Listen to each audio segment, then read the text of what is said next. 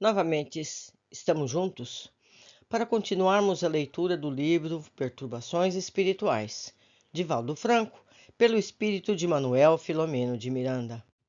Temos hoje um longo capítulo. Quem não puder ver de uma vez, tem sempre a liberdade de interromper e seguir adiante. Vamos lá. Desafios e soluções.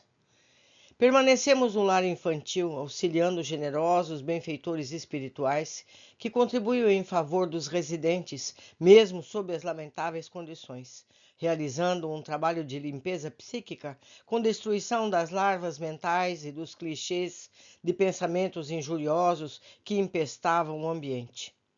Lugares existem onde a negligência campeia, que se transforma em verdadeiros pântanos psíquicos. Mas mesmo aí, sempre a luz, misericórdia do céu, que se esparze por todo o universo, e não faltam espíritos gentis que se candidatam a servir os mais escusos e hediondos. Bordéis, antros de perversão, clubes de degradação, bares de alcoólicos e infectos recintos, onde se homiziam criminosos ou elegantes cassinos e restaurantes que servem de veículo para lavagem de dinheiro, mas que sediam máfias cruéis, organizações poderosas. Todos são laboratórios de experiências evolutivas para os espíritos compadecidos das misérias humanas, que, tocados pelo Evangelho de Jesus, doam-se com samaritanos anônimos, aguardando momentos que os podem auxiliar no despertamento das consciências enevoadas e lentas, pelo vício, pelo crime malcionado, sem cansaço nem rebeldia, dando compaixão dos que mergulham no terrível fosso.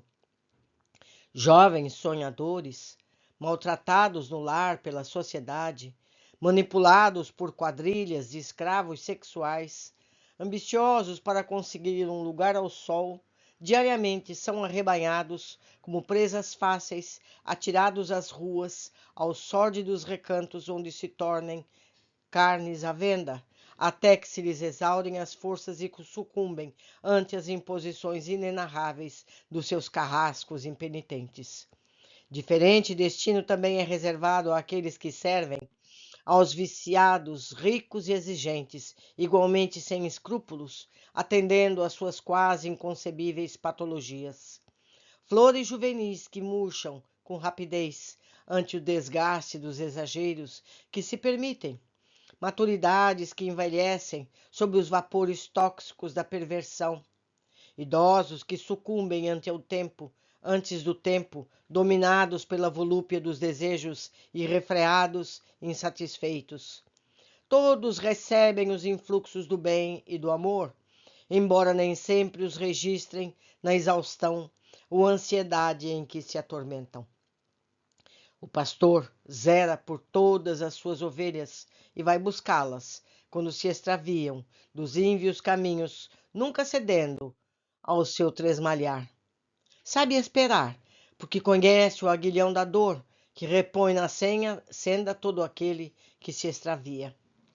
A finalidade da reencarnação é a conquista do progresso, nunca sendo permitida qualquer forma de regressão às imperfeições, mesmo quando são ampliados os débitos pela insensatez e por desmandos. Dispondo dos meios educativos de redenção, o Senhor oferece sempre novas oportunidades de refazimento ao infrator, até o momento em que o espírito se impõe ao cárcere da expiação, a fim de aprender e optar pelo que lhe é melhor para a sua conquista de plenitude. Quando exausto de sofrer, sem qualquer outra alternativa, apela para a misericórdia celeste e é atendido longamente no carreiro da aflição. Quando o ser humano compreender que viver é fenômeno biológico, viver bem é conquista de prazer, mas viver bem é conforme as leis de Deus, que se lhe encontram íncitas na consciência, avançará com maior rapidez pela trilha do amor, da caridade, as vias que levam à porta estreita da salvação. Todo o dia foi dedicado à renovação da psicosfera ambiental, a que diminui o impacto do escuso acontecimento. Embora as marcas morais pesadas, que ficariam por algum tempo, não faltaram pessoas gentis que ignoravam a situação deplorável da instituição, oferecendo-se para auxiliar de alguma forma as crianças internadas. Os benfeitores inspiravam aqueles portadores de melhores propósitos a que se vinculassem em pequenas ações, oferecendo-se para receber uma ou mais crianças no fim de semana, retirando-as do recinto, levando-as ao celular como prêmio pela conduta, pelos estudos, pela necessidade. Alguns servidores já desencarnados, ou melhor, alguns servidores já desencantados, sentiram um impacto e de alguma forma despertaram para a responsabilidade de contribuir com mais respeito e interesse, porque, para tanto, eram remunerados e, ademais, os sentimentos vigentes lhes reprochavam na consciência, agora desperta pela indiferença e revolta com que trabalhavam. Quando o mal cresce, é porque encontra campo propício para se poder acusar os outros sem a parcela da própria responsabilidade. Ao entardecer, após a última refeição, embora o rebuliço que movimentou o ambiente durante todo o dia, algumas entidades infelizes haviam sido recambiadas para outros lugares. Funcionários negligentes alertaram-se e a jovem dedicada foi cercada de carinho, proposta para a administradora provisória enquanto se tomavam providências novas em razão da demissão automática daquela que raramente lá comparecia. Encerrando o nosso trabalho, quando a noite desceu suavemente, Dr. Bezerra reuniu-nos sob uma árvore frondosa e orou muito emocionado, agradecendo a Jesus as suas bênçãos e proteção, ao mesmo tempo em que suplicou apoio para aquele lar, que iria tomar forma de reduto familiar e não mais o presídio onde se atiravam as vítimas da sociedade e as abandonavam. Ante o brilho das estrelas, retornamos à nossa sede, onde nos aguardavam atividades mais complexas, pois que fomos informados de que se preparava uma invasão das forças do mal para aquela noite. Demos-nos conta de que um mês havia transcorrido desde que chegáramos àquela sociedade para o trabalho de cristianização dos membros que se haviam desviado da trilha do Evangelho, seduzidos pelas vãs imposições mundanas. Inúmeras outras atividades haviam nos chamado a atenção, fora da que vimos relatando, todas vinculadas ao programa de cristianização das criaturas humanas e de devotamento aos valores éticos propostos pelo Espiritismo. Não raro, após o entusiasmo inicial que toma conta do candidato em qualquer área do idealismo, ocorre uma diminuição da chama vigorosa da alegria, e não poucos se sentem desestimulados, tornam-se críticos amargos, tomam conhecimento da realidade que esmaece os sonhos e as fantasias, ou o abandonam. De igual maneira, descuidam-se dos objetivos essenciais e permanecem na superfície da proposta inicial, procurando desvios que atendam aos interesses imediatos, diversões que sirvam de complemento ao trabalho. É nesse período que a vigilância decresce e surgem as influências perturbadoras, tanto no mais além como na convivência fraternal. O que antes era jovialidade e encantamento, agora são rotina e desmotivação, mesclando os compromissos assumidos com os novos comportamentos. Desse modo, as infiltrações perigosas haviam penetrado, envenenando as instituições espíritas, que passaram a permitir-se assimilações perigosas com a introdução de métodos exóticos, de teorias fantasiosas, de propostas sem base doutrinária, algumas chegando ao absurdo de acreditar que a codificação kardeciana e o pensamento cristão já se encontram ultrapassados por novas conquistas do conhecimento, mais portadoras de leviandades, de respeito aos elevados deveres da racionalidade. O cumprimento do programa espírita exige seriedade, vivências austeras, porque constitui o compromisso que resulta do conhecimento da realidade do espírito e suas implicações à existência corporal. Nesse caso, os espíritos que se propunham a dificultar a obra evangélica entre as criaturas trabalhavam os pontos morais vulneráveis dos adeptos mais frágeis ou mais presunçosos para desviá-los das diretrizes básicas, gerando fanatismos em uns e comunidades em outros.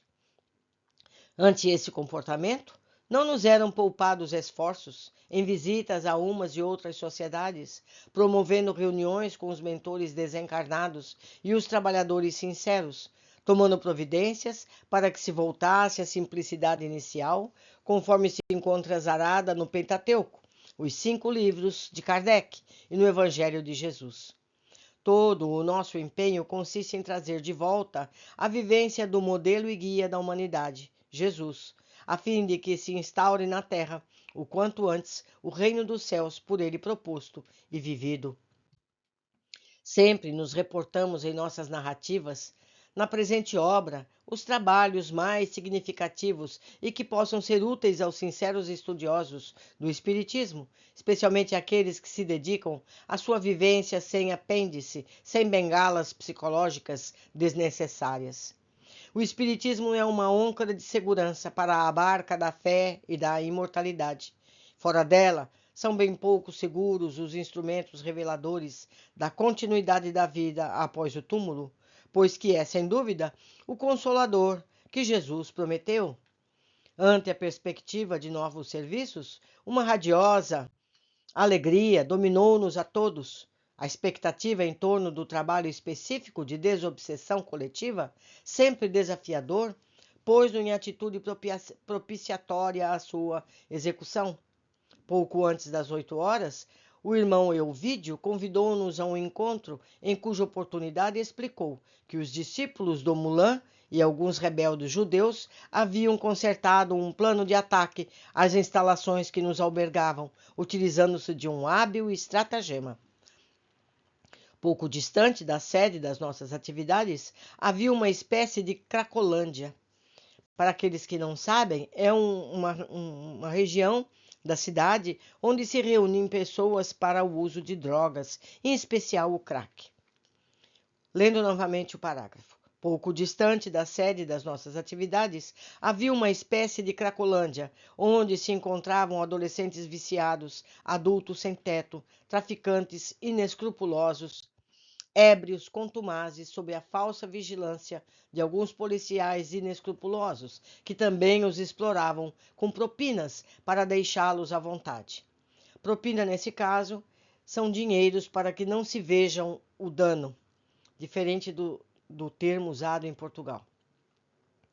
Era um lugar perigoso, porque os seus membros encontravam-se em lamentável estado de degradação da saúde, sobre qualquer aspecto considerado. Alguns eram verdadeiros fantasmas desfigurados, outros haviam perdido o equilíbrio emocional, ficavam atirados ao chão entre outra e outra dose devoradora. Os passantes, não poucas vezes, mesmo evitando qualquer aproximação, eram insultados ou agredidos.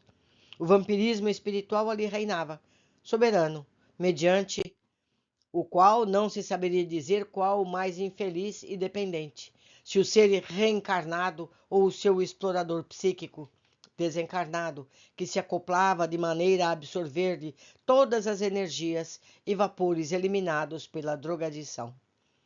Para que se culminasse o atrevimento, reuniram alguns hábeis obsessores que se misturaram aos dependentes viciados que estavam telementalizando-os para um ataque massivo durante a reunião doutrinária, com objetivos de furto e pânico entre os frequentadores. Uns 8 a 10 doentes, naquele momento, seguiam em direção ao edifício, guiados por um terrível algoz desencarnado que viera diretamente das furnas onde se acolhia. O diretor espiritual havia inspirado o presidente da casa, o irmão Ovídio, para que reforçasse as defesas do salão, colocando vigilantes cuidadosos, que estivessem prontos à interferência tranquila ao primeiro movimento de perturbação, ou mesmo evitando que os agressores se adentrassem no recinto. Convidou-nos a dirigir-nos à sala de conferências, onde seria estudado, naquela noite, o capítulo 13 do Evangelho segundo o Espiritismo. Não saiba a vossa mão esquerda o que dê a vossa mão direita. O item, fazer o bem, sem ostentação. A expositora, a irmã Vicença, médium devotada, cuja existência constituía um verdadeiro patrimônio evangélico, graças às suas renúncias e abnegação, devotamento ao bem e sua ação luminosa da caridade.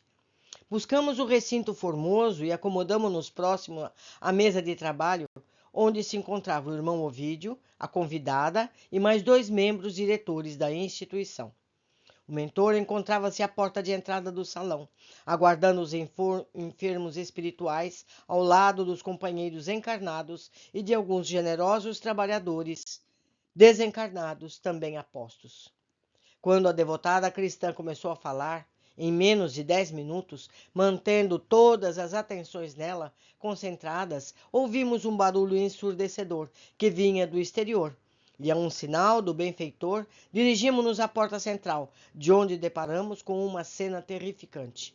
Em uma nuvem escura de descargas mentais viciosas, de baixíssimo tenor, nela se movimentando diversos indivíduos profundamente desgastados, vampirizados, que altercavam em altas vozes sobre os acicates dos espíritos vis.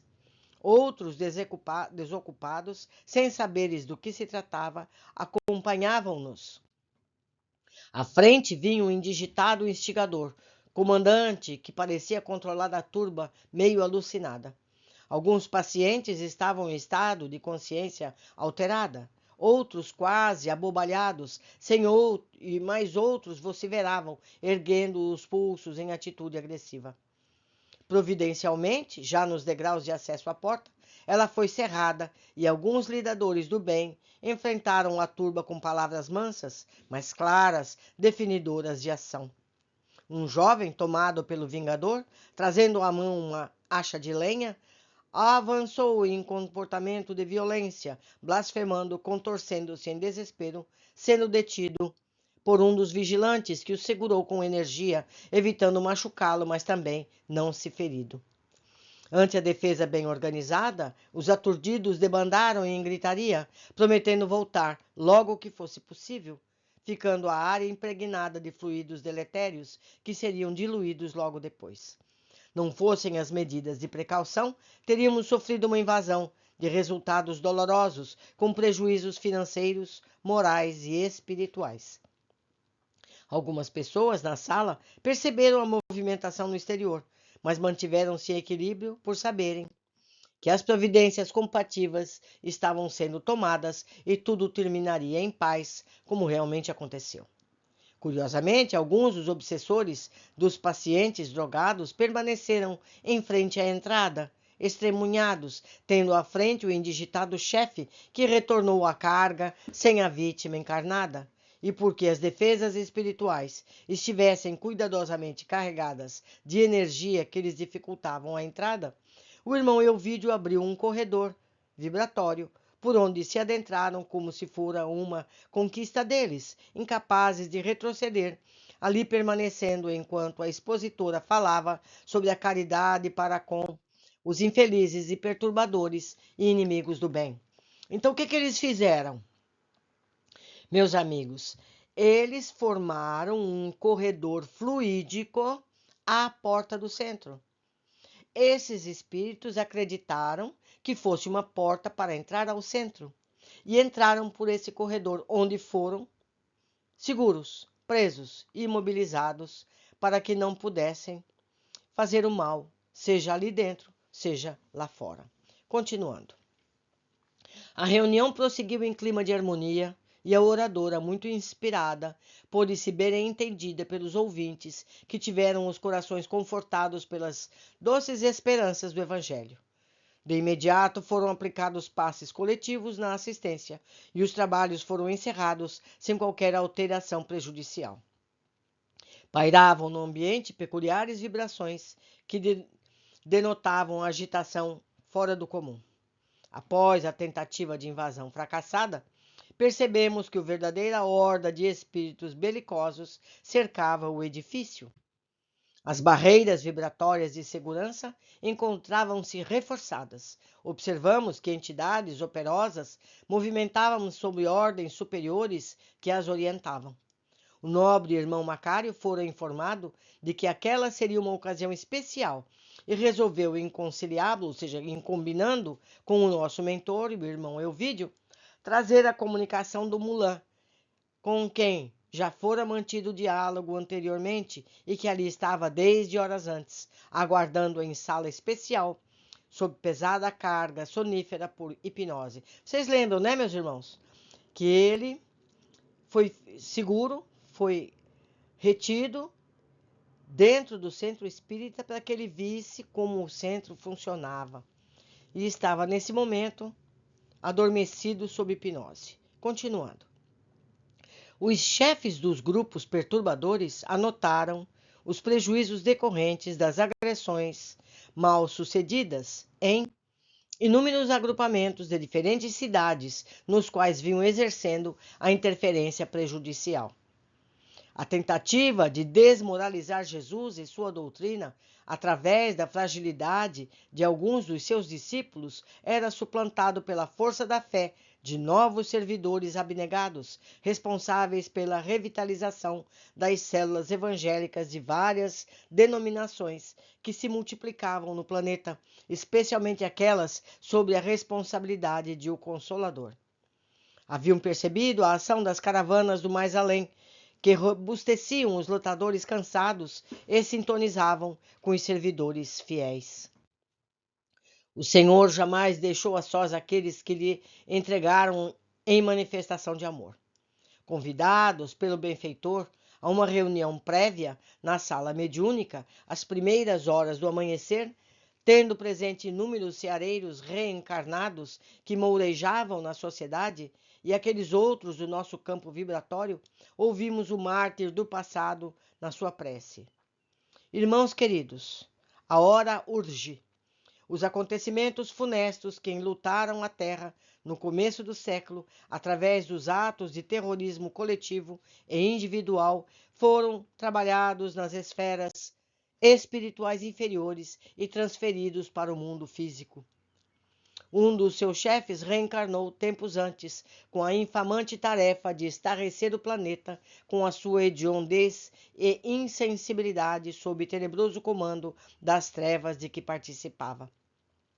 A providência divina inspirou as reações internacionais e deu-se início a tempos agora da Primavera Árabe, mas os reclamos do ódio dos alucinados pelo fanatismo incendiaram o Oriente e ameaçam o Ocidente com as labaredas destrutivas que a tudo devoram, infelicitando milhões de desafortunados expulsos das suas terras e fugindo para acampamentos horrendos em resgates ultrajantes. Todavia, o Senhor vela por todos, e a questão vem merecendo compaixão, misericórdia, nesse processo de depuração do planeta em transição. A humanidade defronta mais uma vez um dos seus graves momentos históricos, porque a volúpia dos enlouquecidos tem por meta não a defesa de um ideal, mas a sede do crime hediondo, das mortes aparvalhantes, para submeterem pelo horror a sociedade estarrecida. Os benfeitores da humanidade reuniram-se sob as bênçãos de Jesus, para que ele, Jesus, interviesse como de outras vezes, antes que a onda de crueza atingisse níveis dantes jamais alcançados. E o Senhor os atendeu, dominado por incomparável compaixão pelos atuais algozes dos seus irmãos. Ainda verteremos muito pranto, antes que as nuvens carregadas de rancor cedam lugar ao sol da fraternidade. Trabalhando com acendrado carinho e sacrifício, as falanges da luz, além de amparar os perversos em luta, reencarnam-se em massa para a grande final batalha que será travada no mundo físico. Eu espero que vocês, meus amigos, estejam prestando atenção nesses parágrafos. Releiam, ouçam novamente esse capítulo. Então, as dificuldades ainda não cessaram. Continuando. O Senhor confia em nosso humilde contributo, em nossa dedicação. Logo mais estaremos dialogando com o nosso inditoso irmão, concluindo uma etapa de alta significação. Confiemos. Todos nos encontrávamos visivelmente emocionados pequenos trabalhadores que nos reconheciam ser, não compreendimos que a humílima, ou seja, muito humilde atividade a que nos vinculáramos teria repercussão mais significativa e de alguma relevância. Eram menos de 2 horas da madrugada, quando o irmão Elvídio proferiu a prece de abertura da reunião. Mais uma vez, meus amigos, uma reunião nos planos espirituais, onde estão espíritos encarnados em desdobramento e desencarnados.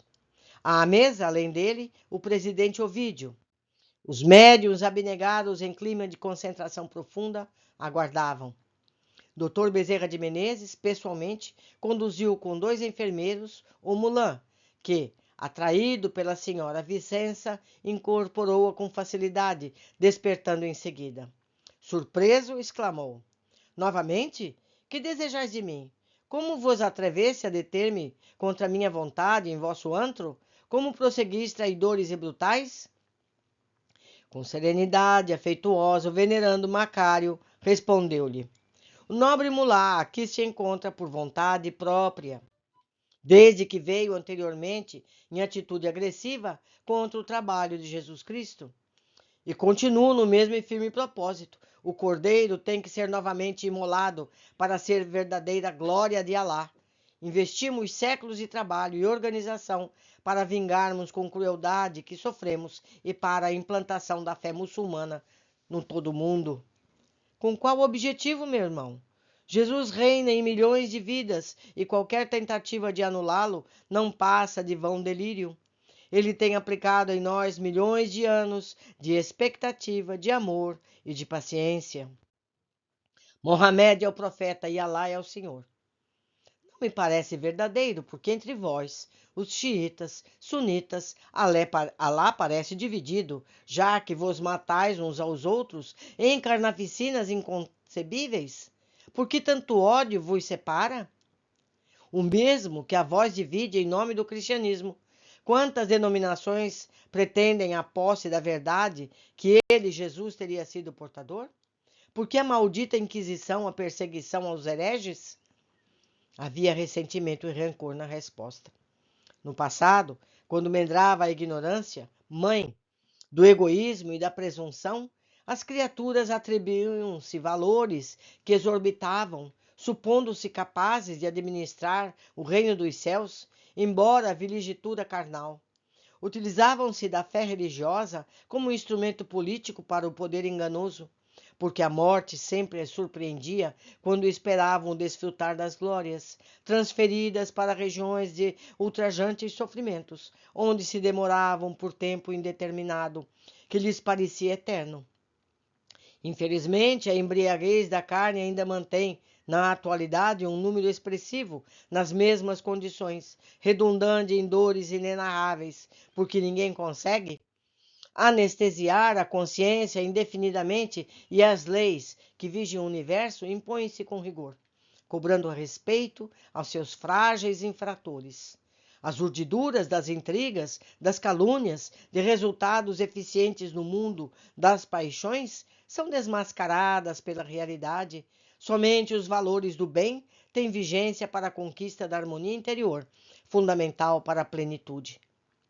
Pouco me interessam as suas reflexões. As armas ainda são as mais eficientes recursos para submeter as criaturas rebeldes ao talante do que desejamos. Não acreditamos na solidariedade que se desfaz ante o dinheiro farto, nem na honra que se perverte com facilidade. Aprendemos que o profeta sereníssimo, que o Islã há de dominar o mundo, que deve ser desprezado para o deleite após a morte no paraíso de gozos infinitos. Porque, pelo que posso deduzir, o nobre mulá, embora havendo sido vítima, conforme proclama, não encontrou o paraíso de sensualidade, glutonaria das paixões humanas e servis, antes, pelo contrário, contorce-se nas vascas da agonia, nos tormentos do ódio, onde tem estado durante todo esse período, a partir do momento em que foi massacrado no século XVI?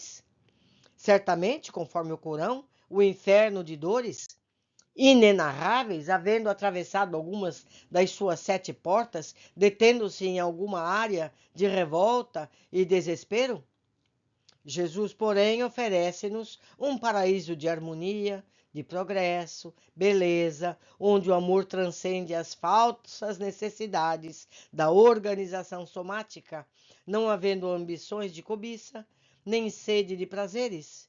Isto, no entanto, será conquistado durante a jornada pelo mundo físico, através da serenidade, da compaixão pelo próximo, de qualquer origem, crença, condição social ou econômica.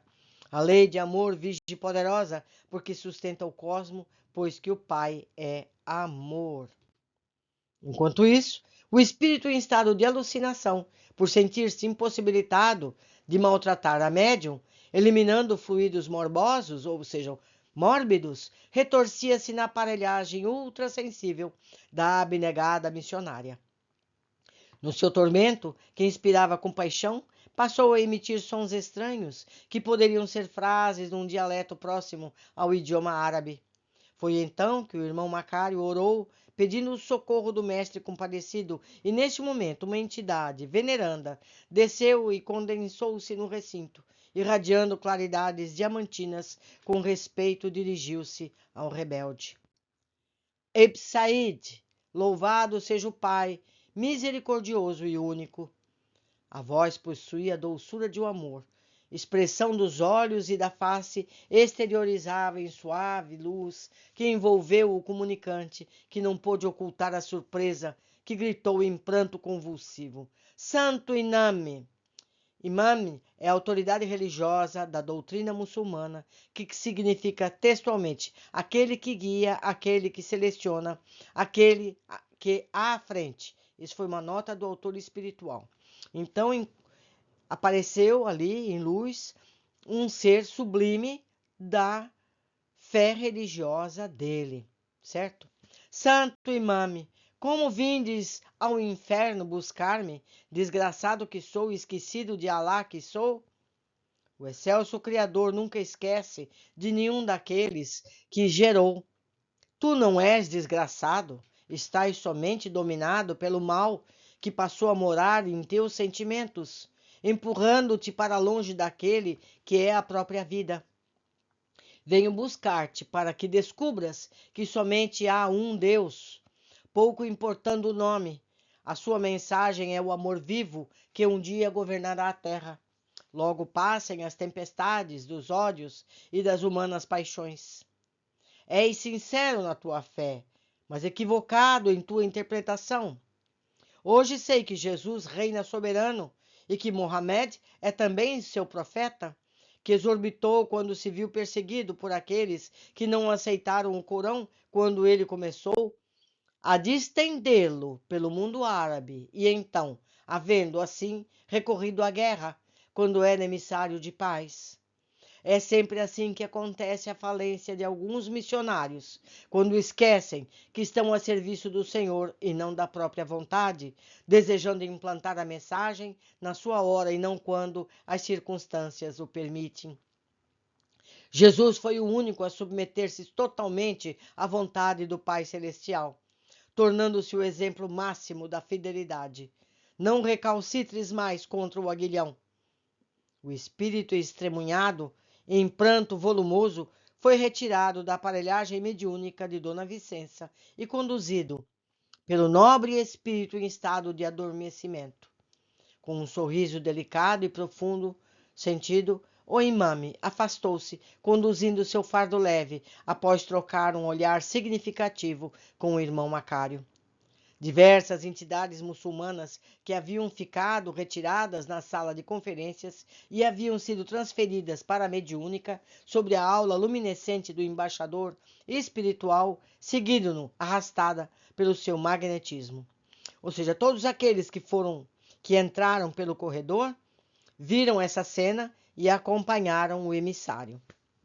Suaves harmonias perpassaram no ar com um delicado e agradável perfume. Todos nos encontrávamos emocionados, com lágrimas escorrendo como bálsamo sobre as faces. O irmão Macário solicitou ao benfeitor que a reunião fosse encerrada, porque outros trabalhos deveriam ter lugar em seguida. A prece, com toda a unção, foi proferida e, após o término, os convidados foram reconduzidos aos seus lares, enquanto os desencarnados retomavam as atividades pertinentes. Olhei o relógio da sala, notei que havia passado apenas 1 hora, que respondia com gloriosa vitória de Jesus sobre o mal que ainda predomina no mundo. Em poucos minutos, estávamos os membros do nosso grupo, o irmão Macário, os mentores da sociedade, entretendo com os irmãos em sofrimento, ali acolhidos, para a posterior transferência para os nossos centros de socorro na colônia Redenção. Meus amigos, não havia como interromper esse capítulo, não é verdade? E acredito que a maioria de vocês vai ouvir completamente para não deixar de saber tudo o que se passou. Por hoje ficamos aqui, aguardo todos na sequência de nosso estudo. Abraços!